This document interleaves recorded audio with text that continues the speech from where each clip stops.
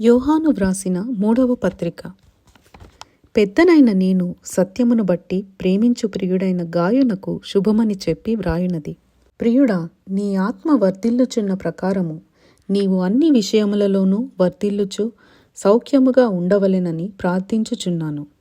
నీవు సత్యమును అనుసరించి నడుచుకొనుచున్నావు గనుక సహోదరులు వచ్చి నీ సత్య ప్రవర్తనను గూర్చి సాక్ష్యము చెప్పగా విని బహుగా సంతోషించితిని.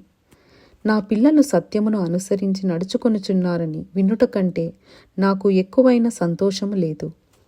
ప్రియుడా, వారు పరదేశులైనను సహోదరులుగా ఉన్న వారికి నీవు చేసినదెల్లా విశ్వాసికి తగినట్టుగా చేయుచున్నావు. వారు నీ ప్రేమను గూర్చి సంఘము ఎదుట సాక్ష్యమిచ్చిరి. వారు అన్యజనుల వలన ఏమియూ తీసుకొనక ఆయన నామము నిమిత్తము బయలుదేరిరి గనుక దేవునికి తగినట్టుగా నీవు వారిని సాగనంపిన ఎడల నీకు యుక్తముగా ఉండును. మనము సత్యమునకు సహాయకులమవునట్టు అట్టి వారికి ఉపకారము చేయబద్దులమై ఉన్నాము. నేను సంఘమునకు ఒక సంగతి వ్రాసితిని. అయితే వారిలో ప్రధానత్వము కోరుచున్న దియోత్రేఫే మమ్మును అంగీకరించుటలేదు. వాడు మమ్మును గూర్చి చెడ్డ మాటలు వదరుచు అది చాలనట్టుగా సహోదరులను తానే చేర్చుకొనక వారిని చేర్చుకొన మనస్సు గల వారిని కూడా ఆటంకపరచుచు సంఘములో నుండి వారిని వెలివేయుచున్నాడు. అందుచేత నేను వచ్చినప్పుడు వాడు చేయుచున్న క్రియలను జ్ఞాపకము చేసుకొందును. ప్రియుడా, చెడు కార్యమును కాక మంచి కార్యమును అనుసరించి నడుచుకొనుము.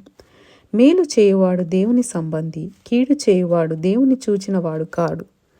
దెమేత్రియా అందరి వలనను సత్యము వలనను మంచి సాక్ష్యము పొందినవాడు. మేము కూడా అతనికి సాక్ష్యమిచ్చుచున్నాము. మా సాక్ష్యము సత్యమైనదని నీవెరుగుదువు. అనేక సంగతులు నీకు వ్రాయవలసి ఉన్నది, కానీ సిరాతోనూ కలముతోనూ నీకు వ్రాయ నాకిష్టం లేదు. శీఘ్రముగా నిన్ను చూడ నిరీక్షించుచున్నాను. అప్పుడు ముఖాముఖిగా మాటలాడుకొనెదము. నీకు సమాధానము కలుగునుగాక. మన స్నేహితులు నీకు వందనములు చెప్పుచున్నారు. నీ యొద్దనున్న స్నేహితులకు పేరు పేరు వరసనను వందనములు చెప్పుము. ఇంతటితో యోహాను వ్రాసిన 3వ పత్రిక ముగింపు.